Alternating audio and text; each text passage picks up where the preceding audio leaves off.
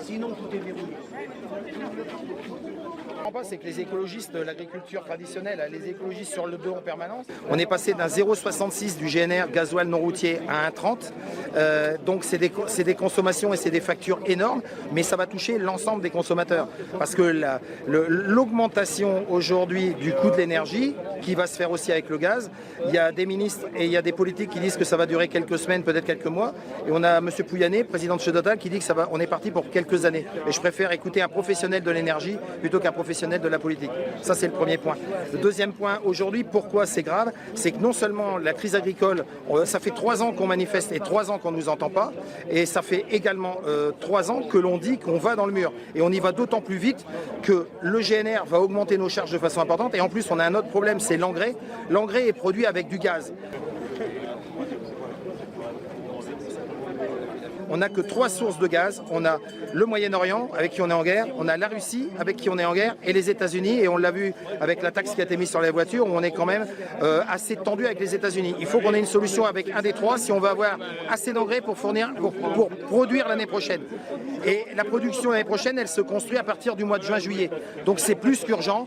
Et évidemment, nos politiques sont peut-être moins touchés pour ce qui va se passer l'année prochaine, à partir du moment où ils savent qu'ils ne seront plus l'année prochaine. Mais nous voulons encore être là. Et c'est urgent de trouver des solutions et nous voulons être source de propositions.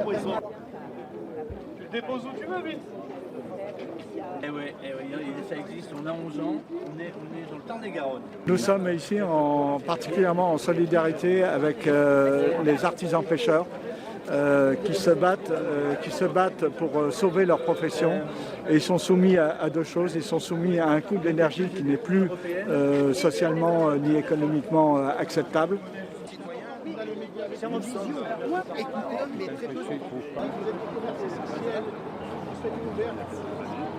Dans le train, j'ai reçu des messages parce que beaucoup de commerçants m'ont dit: David, on ne pourra pas être à vos côtés aujourd'hui parce que voilà, c'est un gros week-end et on va profiter de ce week-end, on ne va pas fermer pour perdre de l'argent encore une fois.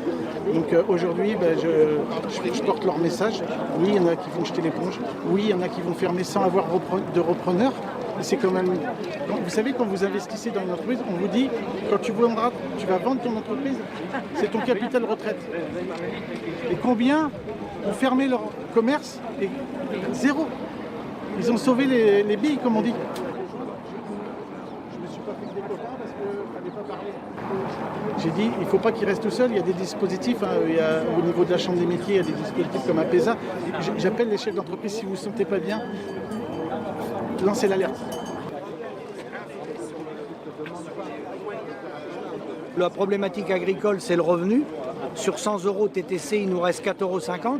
Donc là, avec ce qui s'est passé, les décisions géopolitiques, géostratégiques des chefs d'État et de gouvernement, français et européens, où ils nous emmènent dans le mur, parce que si on veut réindustrialiser nos pays, garder des entreprises, il faut une énergie peu chère et abondante.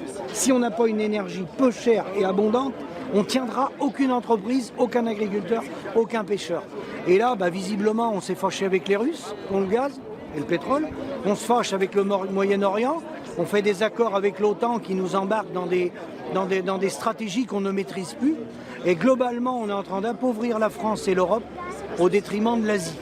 Donc on est très très mauvais. Et là, on importe 30% de notre alimentation à l'heure où je parle.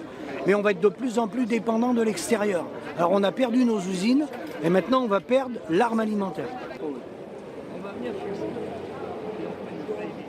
La situation pour les pêcheurs artisans, elle est dramatique. Vous voyez, on subit encore une fois de plus une crise gasoil, alors qu'on ne retient jamais les erreurs du passé. Il y aurait dû y avoir des choses qui auraient dû être structurées il y a quelques années lors de la dernière crise, et il n'y a rien qui a été fait. Et à chaque fois, c'est le même schéma. On est obligé d'aller faire l'aumône à la commission bruxelloise. Bon, nous, ce qu'on veut, c'est déjà d'avoir des aides à la hauteur de ce que nous, on donne à l'État français, économiquement, et qu'on structure justement ces solutions-là pour qu'on ait un avenir un peu plus pérenne, tout simplement. Non mais Qu'ils en ont ras-le-bol, que c'est pas tenable, qu'il y en a qui sont sur le point de mettre la clé sous la porte, tout simplement. Hein.